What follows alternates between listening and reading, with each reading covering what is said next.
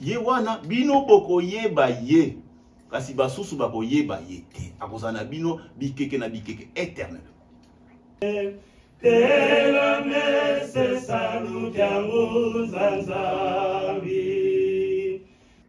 Der Sohn war vor dem Vater da. Aber was wir genau damit verstehen wollen, beziehungsweise... Hallo. Parce que le patrimoine spirituel, on a matière katina, on peut utiliser au cas où on a une église, on peut utiliser ailleurs. Nakoma tata mwana pe tata Molimo Santo. Ngai papa président Ejiki et Sedof. Vraiment na zunsi matoni papa sima to donc ngana zolo ko mo pambate.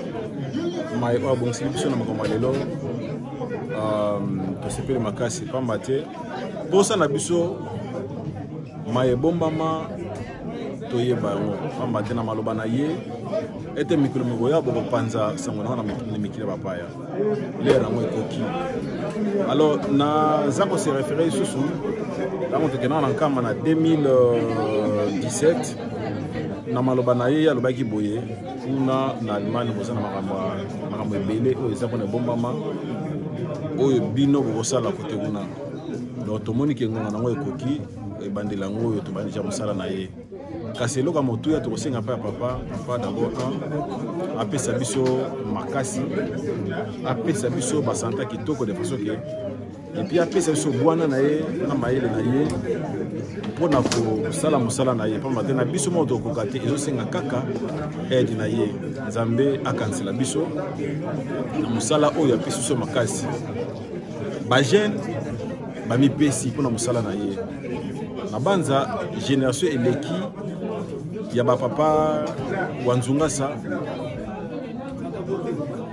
lelo ekomi tour ya ba jeune papa bana susi na bango zelete ba yeba bana susi na bango zelete ba sala musala na yo lelo kaka tozosenga papa pesa biso makasi ya motuya papa ba malade oyeli biso nzambe na mawa susi na biso zelete oye parne biso ndenge lobaki na maloba na yo ke bokoyoka me bokomona yango te papa biso toza na kobanga nango te me kasi posa na biso ezali te papa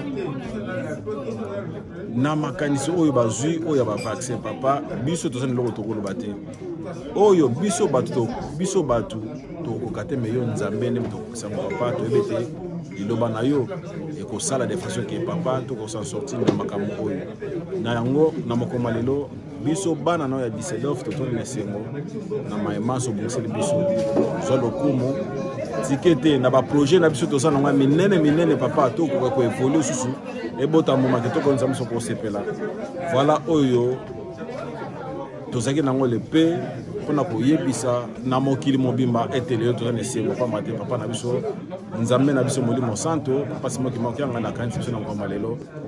Merci mingi na oisa miso mkoma lelo na komba tata mwana pe tata Molimo Santo amen mwana pe ya Molimo Santo ngonga na biso ebelemi tozali kobanda programme na biso programme ezali boye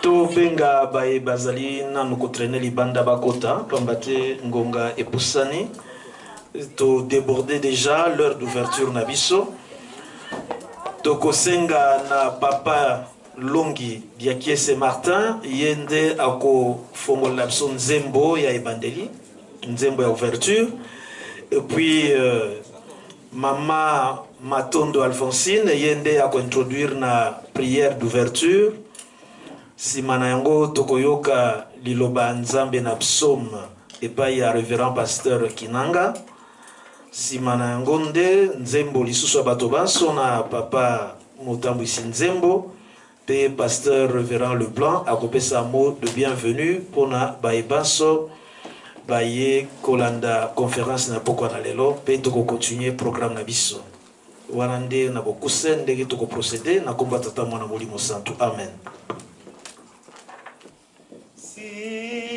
Nzambi ukantila muki mwana kame silwa nzambi 1 2 silwa nzambi bukansila muki mwana kyame tela mese salu kyangu nzanzambi tusadile salu kyanzambi mukeleka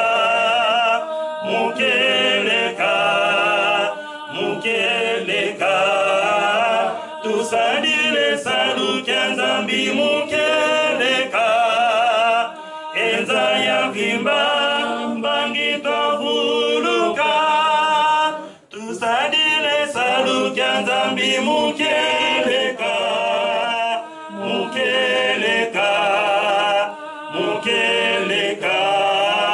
bongisela biso pasi esili kokota kati na mokili bato na mayele masili bango bato na mbongo bazali komona na lisusu te biso nyonso miso na biso etali kaka kuna na nkamba surtout biso bakimbangisa toyebi te yo ozali nzambe miso na biso pe matoi na biso ezali kotala kaka kuna na nkamba place lobiko na biso ekouta yango wana nzambe ya mawa na tondi yo botondi mingi na ndenge initiative oyo esalami na kati na Allemagne papa bongisa bana na yo bakisela bango oyo ezangi bango yo moko sili koyeba moko na moko na kati na Allemagne awa papa ijiki. Celui qui te garde ne sommeillera point. Voici, il ne sommeille ni ne dort, celui qui garde Israël. Notre Père qui es aux cieux, que ton nom soit sanctifié, que ton règne vienne, que ta volonté soit faite sur la terre comme au ciel. Donne-nous aujourd'hui notre pain quotidien. Pardonne nos offenses, comme nous pardonnons à ceux qui nous ont offensés.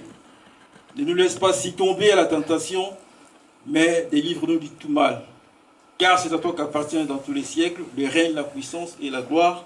Au nom du Père, du Fils et du Saint-Esprit. Amen. Africa sosola jambela yo oyeba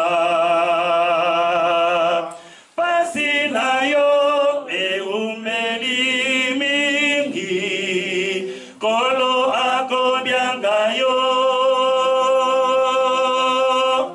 tika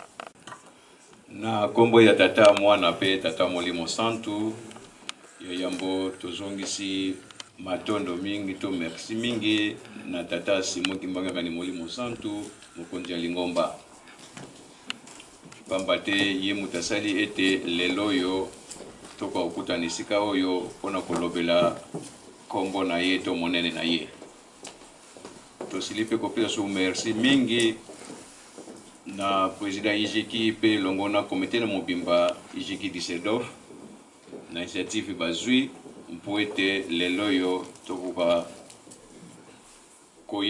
koyoka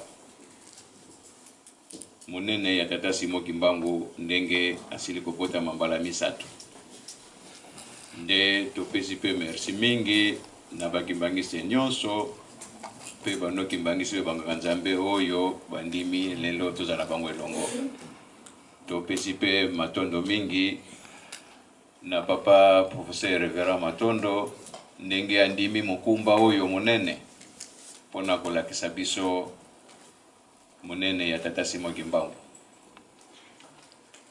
Papa Simon Kimbangu alobaka ete na tata ne koyela na mikolo mikoya nkombo na ngai kopanza na mokili mobimba ezalaka liloba lelo yo yango yo tozali komona kati na mokili mobimba tous les 4 coins du monde entier kombo tata Simon Kimbangu zali koloba mela et papa diagenda koloba ete Afrika soko tososoli to yebi tata na yete Afrika ko se développer te na banza mango na pe tozokomona na kolma lelo lokola tozoko yeba papa Simon Kimbangu te mikini na biso toujours na passe yango wana biso to ndimi tososoli mpwete lelo yo to ya koyoka ndenge nini tata Simon Kimbangu abota mimbala pesa o to bengi na lofokoto ya français réincarnation yango wana tozali ko déclarer conférence na biso ouvert na terme na biso neto yebi ete réincarnation ya tata Simon Kimbangu, c'est-à-dire tata Simon Kimbangu ayeko bota maso papa de ngenda ayeko bota papa Simon Kimbangu yangani yango neto vali ne mkono malelo kasi avant ko conférence biso efongama lelo tozui privilège pe akosola na ye moko sa divinité Simon Kimbangu yangani oyo to vandi lelo yo to soli na ye to soli ne mingi asepeli initiative oyo ijiki 19 tokamati mpe alobi na biso ete akoza biso elongo tosengi mpe na ntina kimia ya mokili mpo na pandemi oyo COVID-19 tozali na yango alobi ekoleka po ete centenaire na biso ekoka kosalema kitoko alors yambo tofungola conférence na biso tokoyamba mbote oyo tata mokonzi ya bule mokonzi ya milimo mokonzi ya lingomba pesi biso na kombo tata mwana pili mosantu na kombo ya tata mwana tata mulimo santu conférence biso fungwami na kombo na tata mwana pe tata mulimo santu amen. Bien, tu koyoka ouverture ya conférence et pas ya papa pasteur responsable sika tozali koleka na bopesa nimbote ou bien présentation na biso banso toye kolanda conférence na poko na lelo bongo na kosenga na biso banso tozali na kati na salle totelema po te topesa na mbote topesa na mbote na kombo misato ya bule na kombo ya tata ya mwana pe ya molimo santo. Merci tovandi na biso nazali ko pesa mbote sika na délégation euti na Stuttgart tosengi baebaso euti Stuttgart batelema topesa bango mbote tosengi pe na Batante Ferdinand namoni awa révérend je ne sais pas bakomi bien te catholique sympathisant kibagiste atelema topesa mbote topesa bandeko na biso mbote na kombo tata mwana molimo santo na kombo tata ya mwana pe ya molimo santo. Merci bovandi na bino wana ezalaki nde présentation na biso banso tozali awa sika tolingi kosala présentation ya conférencier na biso na pokwa na lelo soki to sali présentation de toko présenter ba thème ba différents thèmes oyo bongiseli biso na pokwa na lelo. C'est dans le cadre de Getoyo qui a Ejuki Düsseldorf na cadre d'activité oyo Ejuki na kati ya Düsseldorf azali ko sala azali ko participer activement à l'activité ndenge nkamba Nouvelle Jérusalem bazali ko senda biso bazali ko contribuer na kotonga nzanza bisadi. Et puis, au niveau de la paroisse, l'activité est chaque dernier vendredi du mois, il y a Beko ya Ejuki au niveau de la paroisse Nabiso. Et puis, dans ce cadre-là, il y a toujours Koluka, Koyeba Mingi, Nakati ya Beko, développer un précepte Moko, un précepte ya Lingomba, Bongo, na chaque fois, na Beko, na Bango, expliquer à ba jeune chaque précepte parce que dimanche, et kokakate pour na côté ya maïma soana na kati na lingomba alors nde ba expliquer ka point moko pote ba jeune ba kokango malamu ya solo ba jeune o ba botami na poto bazali na souci ya koyeba molimo mosantu soki azali nani. Vraiment baza kosala effort, baza kotuna ba question. Conférence oyo esalami lelo ezalaki souci moko ebandaki kala bana bazali komituna ndenge nini moto moko akokobima mbala misato. Ezalaki ba point d'interrogation. Alors question na bango bibliquement ezalaki na souci oyo ekomami na Romains 10 chapitre 14 à 15. Nde ezalaki souci ndenge nini tokobelela moto oyo tondimeli te, ndenge nini tokondimela soki toyoka balobela ye te, ndenge nini bakolobela ye soki bato batindami te. Lelo papa Matondo atindami mpona kolobela likambo yango po te excuse ezala te. Sans plus tarder toza kofokola sikawa mpoke na biso po te to présenter biso conférencier na biso ya pokwa lelo yende nani. Kombo na ye Joseph Matondo Mbiyei. État civil na ye marié, père de 5 enfants. Grade ecclésiastique na ye azali pasteur pe avandi na mboka France. Nakati ya lingomba kimbangiste ndenge tolobi azali pasteur pe asali makambo activité mingi, azali très engagé au sein de l'église kimbangiste. Kobanda avril 1966 ye azwaki baptême na mission kimbangiste ya Mvuzi à Matadi. En 1967, azalaki déjà membre de la Croix-Rouge kimbangiste. En 1974-74, azalaki membre du groupe théâtral kimbangiste Jeteki en sigle na Kinshasa. En 1992, azalaki secrétaire adjoint de la paroisse kimbangiste à Paris, en France. En 1993, azalaki élevé au grade de pasteur et puis nommé secrétaire national et à bureau national provisoire de l'église kimbangiste en France. En 1995, azalaki conseiller national de l'église kimbangiste résident en France. En 1997, pasteur responsable de la paroisse kimbangiste de Creil en France. De 2005 à 2006, azalaki coordonnateur de l'enseignement kimbangiste en République d'Angola. En 2006, membre de la commission scientifique au bureau du comité d'organisation de la conférence internationale sur Simon Kimbangu. Toyebi en 2006, azalaki conférence internationale sur Pona Papa Simon Kimbangu. Alors il y a azalaki par un organe scientifique, il y a église où azalaki kobongisa conférence one. De 2006 à 2014, azalaki conseiller au cabinet du chef spirituel et représentant légal de l'église kimbangiste en charge de l'administration et des finances. En 2008, azalaki délégué de l'église kimbangiste à la 9e assemblée générale de la CETA, c'est-à-dire la conférence des églises de toute l'Afrique, à Maputo, au Mozambique. Toujours en 2008, il était délégué du chef spirituel à la célébration de la Noël du 25 mai à Lisbonne, au Portugal.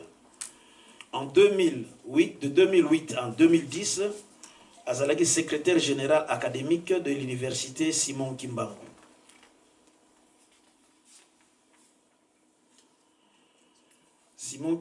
L'université Simon Kimbangu de Kinshasa et puis professeur à la faculté de théologie de Lutendele. Cours dispensés français, logique et technique d'expression et de communication. En 2009, azalaki délégué du chef spirituel pour la 2e fois à la célébration de la Noël du 25 mai à Lisbonne au Portugal. De 2010 en 2013, azalaki directeur général de la fondation Simon Kimbangu. En 2012, azalaki délégué de l'église kimbangiste à la pré-assemblée générale du CO, c'est-à-dire du Conseil écuménique des églises à Manille, aux Philippines.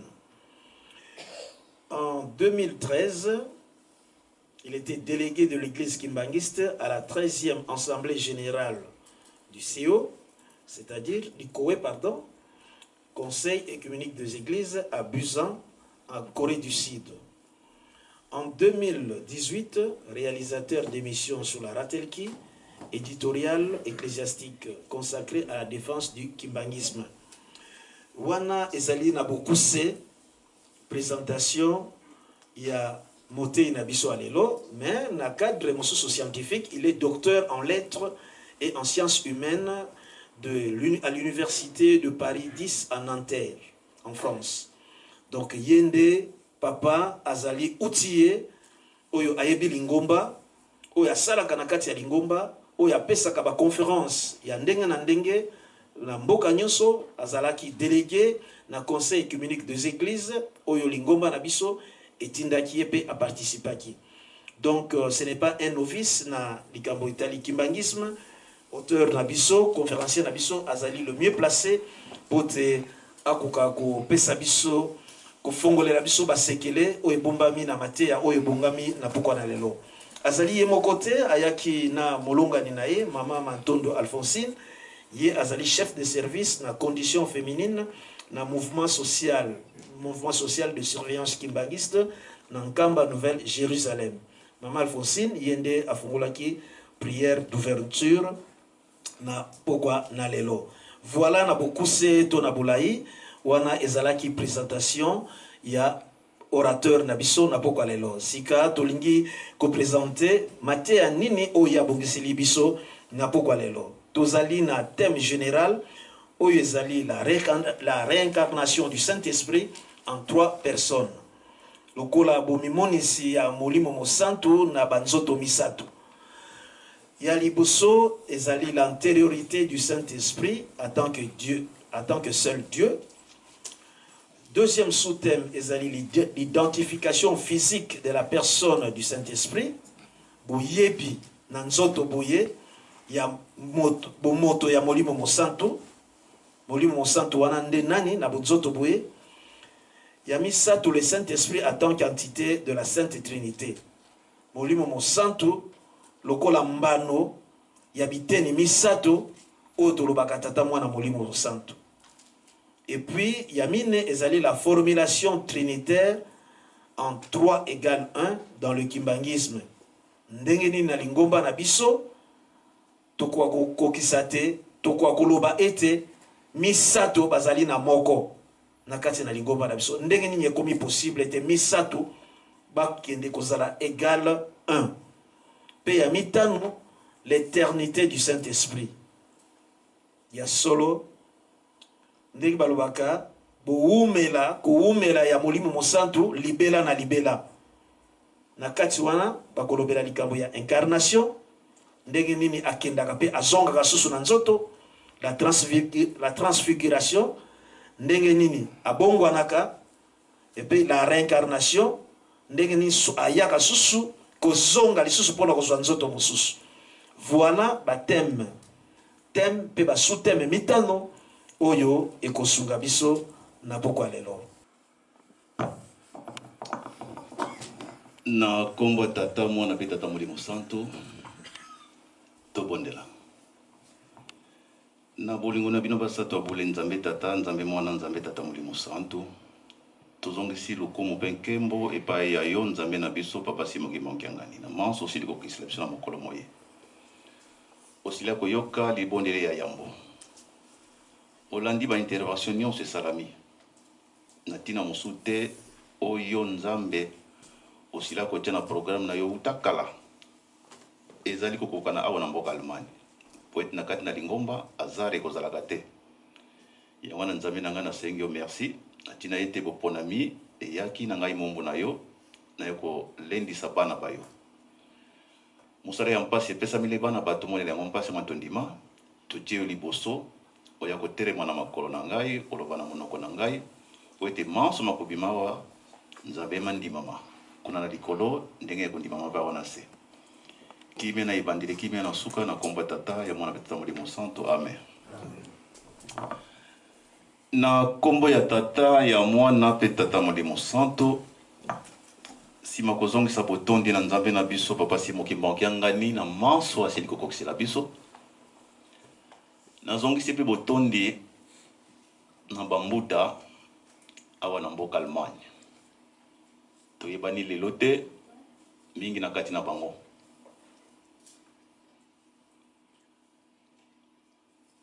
po ete soki likambo ezali kosalema batata bamama ndenge papa azali koloba to respecte ndandani ya bimfumu eza na tina mokolo soki azali mokolo respecte ye l'équipe azali kolanda na nsima biso bakolo to respecte bango po ete tokosala mosala moko na liboke na boyokani. Une génération s'en va, une autre génération va suivre. Donc makambo ezali kosalama awa po ete bankumu bambuta liboso bayaka na limani bavandi batei batie makonzi baleki balandi bana babotami batali bayoki sango papa Simon Kimbangu ekoti bango na motema bango pe bakomi kamata relève basangisi bango na lisango babengi union de la jeunesse kimbangiste. La jeunesse c'est l'espoir de l'église. Na kotalaka mosala oyo ezali kosalama ezali na esengo na bambuta esengo na biso baleki tokolanda na nsima yango na je tenais d'abord à remercier bambuta ya ko remercier Ujiki na initiative au bino bozui. Ce n'est pas chose facile répandre le kimbangisme à travers le monde. Mission et l'équipasi de yango oyo batata ba mama soki nazoli ko insister na place wana puisque j'en sais quelque chose.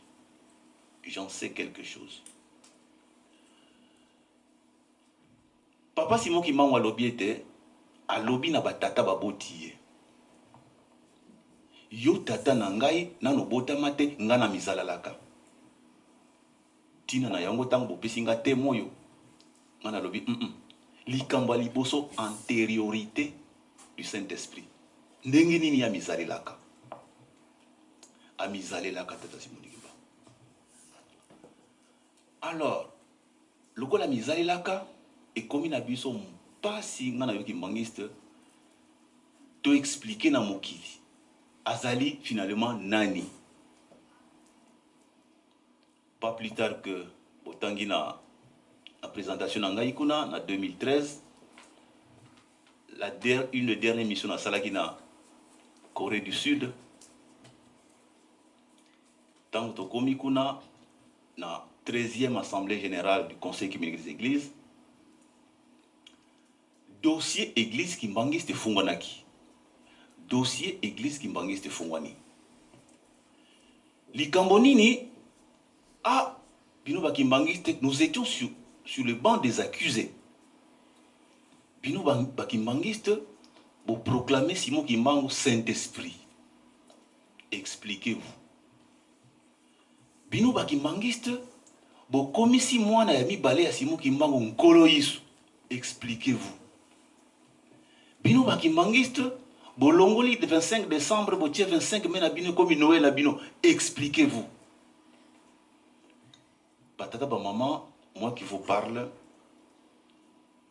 c'est moi qui ai pris mon salawana avec l'aide na bandeko tokeniki na bango to limbola ba koti biso na salle comité ya conseil communique des églises s'il vous plaît bavandi ba mindele biso pa iboy biso mine likambo boye bolobela biso bokomi kokotisa théologie populaire bazoloba na biso ekomi théologie populaire makambo ya balabala to ezali makambo ya kati eza ndenge ni makambo est-ce que ekomi théologie officielle batata ba mama est-ce que biso to wanga na Simon Kimbangu Molimo Santo po bino ba mindele bovandi wana batata ba mama to lobaki na bango otoko loba na bango bayoki.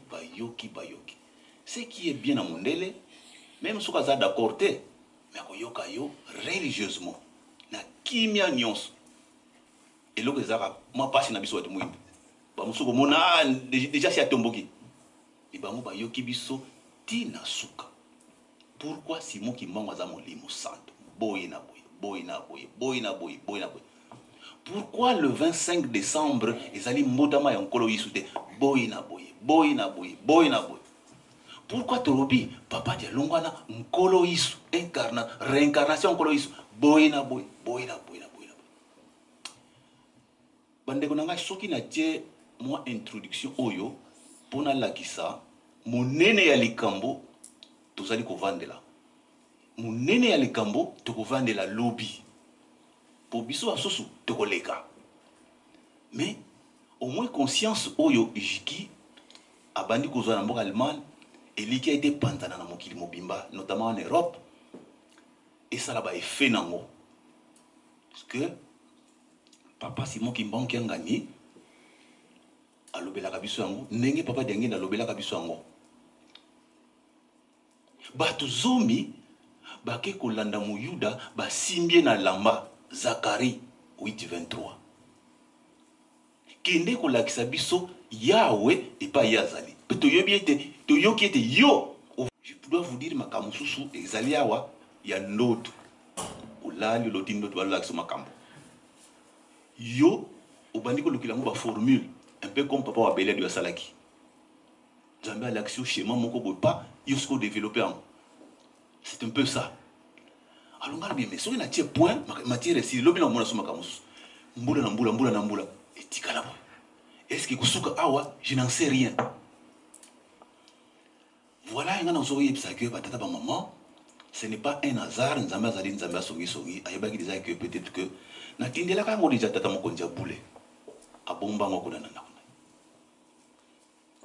Tosé la gaka.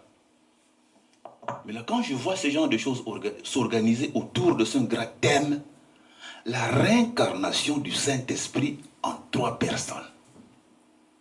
Nengeni ni Tata Molimo Santo. Abimi na nzoto misatu. Nzoto aliboso ya papa Simon Kimbangu ye moko ya 1887. Nzoto ami balé ya papa Diangue na Kontima Joseph ya 1918. Nzoto ya misatu ya papa Simon Kimbangu Kiangani ya 1951. Likambo to vandeli ya yangwana. Tango na zui sujet oyo na lobino malamu avant de comment kolimbola incarnation réincarnation il y a des étapes d'avant. Il faut trouver d'abord Saint-Esprit salinani abandeli wapi ndenge nini to identifier Saint-Esprit ngali Simon Kimbangu et ndenge nini to koko expliquer formule to lobi que 3 égale 1 na moko misatu na moko na basatu. Tant que vous allez adopter, très bien, comme ça, tu as solo là. Voilà, batata ba maman, moi les cambo.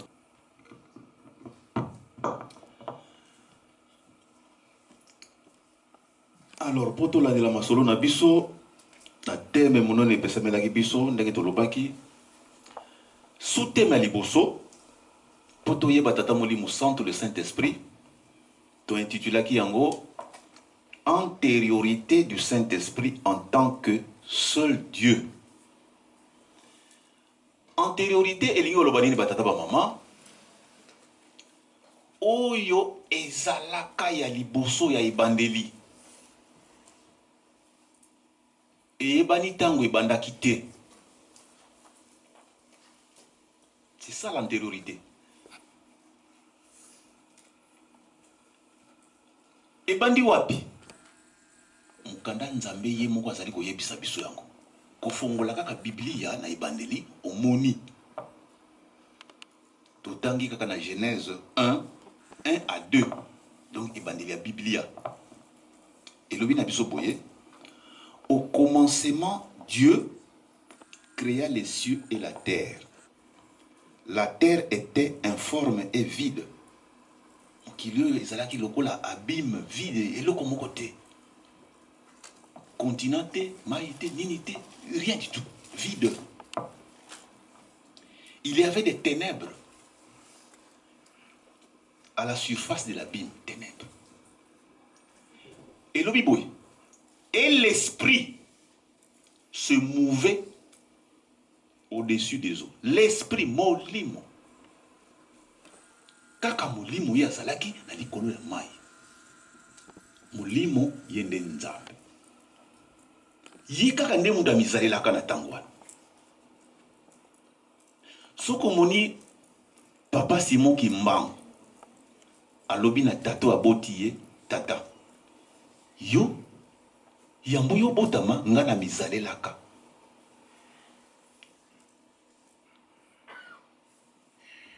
Mwana azaloba na tata na ye yo yambo botama nga na mizalelaka. Il était antérieur à son père. Nkolo Yesu aye kolobela makambo ya tata molimo santo. Wana kuna na Jean 16:13. Alobi, quand le consolateur sera venu, l'esprit de vérité, esprit oyo qui mouvait au-dessus des eaux, quand il sera venu, esprit wana oyo emisaelaka avant que tu y mon nkolo Yesu. Quand l'esprit sera venu, il vous conduira dans toute la vérité. Nkolo Yesu azolobe tango molimo wana akuya yende akomema bino na solo nyonso. Enyo lobake yinkolo Yesu solo amemilaki biso eza limité. Eza limité. Faut oser la molimo amemila biso na solo nyonso. Car il ne parlera pas de lui-même. Molimo santo, molimo wana akolobaka makambo na yo moko te. Kasi mais il dira tout ce qu'il aura entendu. Batata ba maman. C'est-à-dire que molimo azalaka kuna na likolo. Tout ce qu'il aura entendu tango bazalaka bango basato. Toyebi ete lingomba na biso zali ngomba ya ba révélation. Papa Diengenda lobi na biso révélation makambo ndenge zalaki kuna na likolo. Abi nzambe ye molimo wana ki mouvo au-dessus des yeux, ye kamuda zaki na kombo ya nzambe ye moko. Mais ami kabola ete ni misato. Biteni yango ebombama. Si on connaît ça bien, il y a molimo tango azwaki troisième position, il y a kaka molimo wana, mais tango amikabila ki na iteni misato andimi kozwa troisième position. Je vais m'expliquer.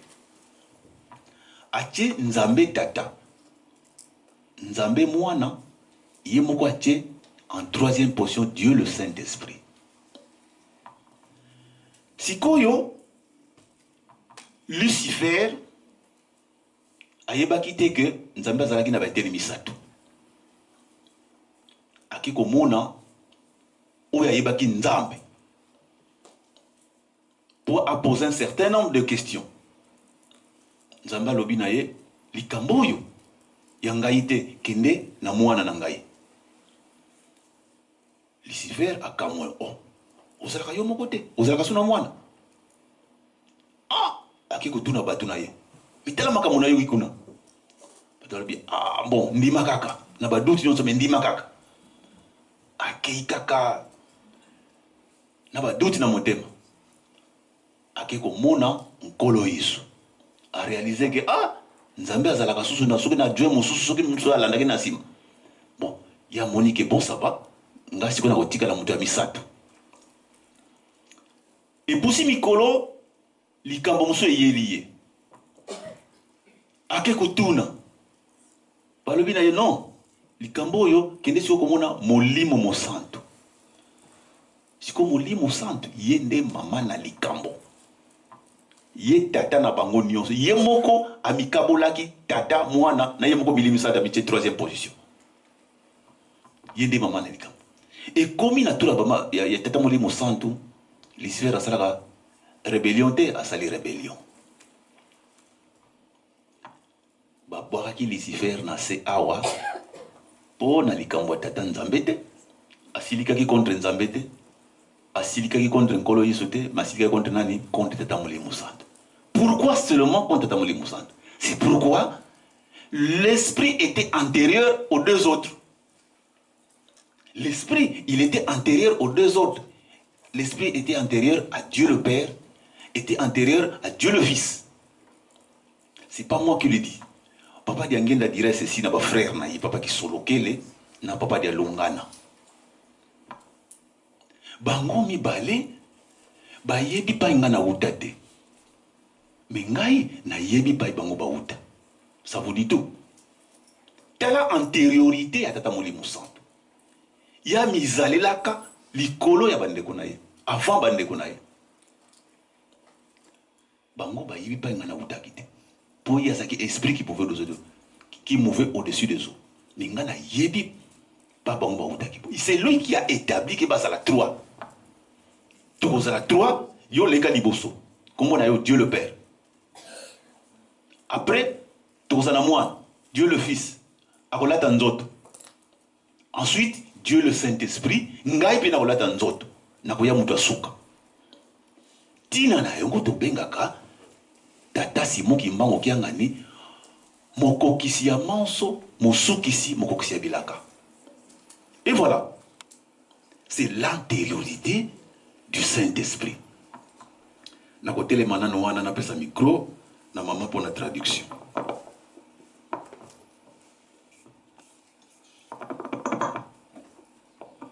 So, wir sind jetzt an dem Punkt gelangt, beziehungsweise an dem ersten Punkt gelangt, der unter dem Thema Vorrangigkeit des Heiligen Geistes als einziger Gott steht. Merci. Merci, maman. Si mayaboye ba antériorité à Tata Molimo Santo, le Saint-Esprit, toqué na deuxième sous-thème, autobengi identification physique de la personne du Saint-Esprit. Tata ba maman, maman na likambo etungisi mokili na moya lelo nde yangoyo. Mangomba mususu bango bazali kosambela na kombo na Nzambe basukisi. Bankaka basambilanga mukumbwase bamanisi. Bankaka basambilanga seye mwana bafokole. Bamusu bakosambela na kombo ya Nzambe basukisi na bango.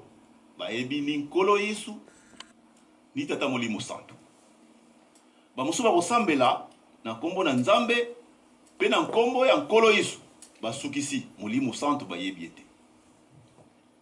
Kanti bavila kananga Tata Mwanda wizi vwanda vanavena bana bandi mayangi kwa beto mena. Kasi babosa na ke Tata Molimo Santo eko vanda kati na bana ne. Donc c'est-à-dire à latinzoto. Bayebi te. Est-ce que toka moyango? Toka moyango te. Puisque tant qu'on kolo Yesu alobi na baye ko inaye, si vous m'aimez, gardez mes commandements.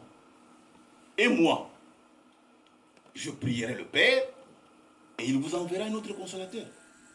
Soki bolinga ngai, bo batela mibeko na ngai. Ngana ko sambela tata na akotindela bino musungi mususu. Ye wana bino boko yeba ye. Kasi basusu bako yeba ye te. Akozana bino bikeke na bikeke éternel. Tala. Bisoto yebi. Mais mokili ba yebi ete. Lokola mokili ba yebi ete.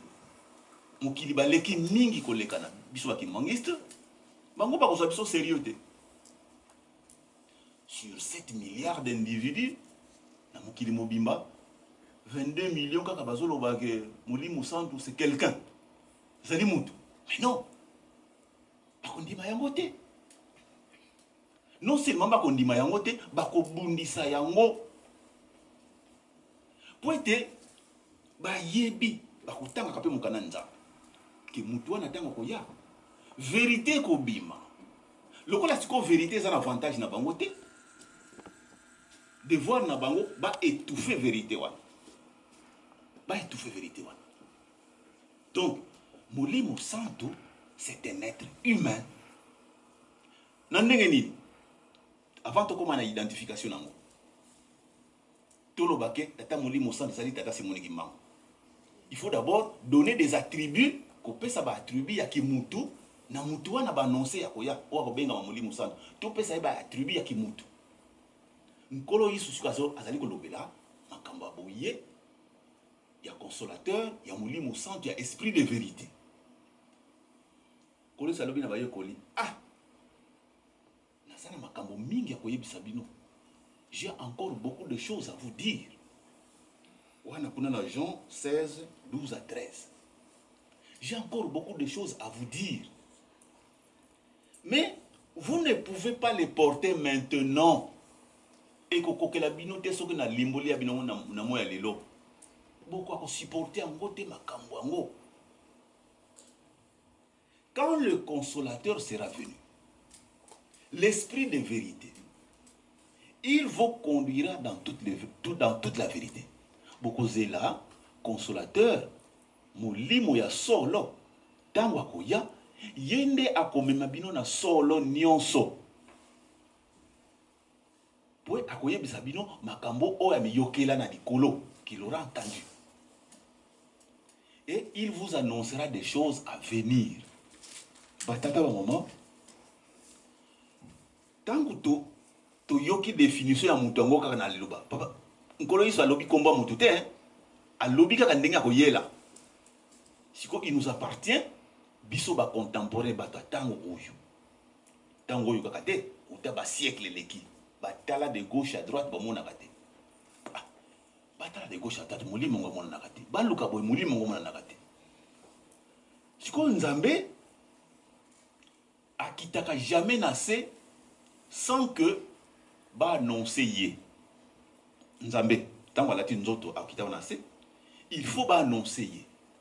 Nzambe akitaka jamais nassé sans que ba signe et monana. Exemple en Koloyisu Kobotama. Roi magi ba moni étoile. Or ba astrologue pe na tangwana ba roi magi ba zalaki na mama yela ko yeba makambo. Ba yeba kisuko muni sine boye soki likambo monene zali ko yana mokili. Likambo ya Molimo. Tango ba moni étoile ba lobika likambo yo ezali ya Nzambe to landra étoile o. Ba landela ke étoile kino bakende komona sika mwana Nzambe azali kobotama. Lokola bango pe bayebaka déjà masakoli ya ba prophète akala. Ba Esaïe, ba Osée, o ba nonsaka likambo ya Nkoloyisu, bazali kozela. Biloko wana eyaka na basini. Tango bamoni étoile oyo ndenge nini toko identifier que Molimo Santo ezalaki Papa Simon Kimba. Tokene mwa mbango toleka na eteni ya suka po toleka tozo mwa pause. Batata ba mama na wota oloba ete Nzambe tango akitaka na se ba nonsaka ye. Na wuti koyebisa ndenge Nkoloyisu annonsaki oye tata Molimo Santo.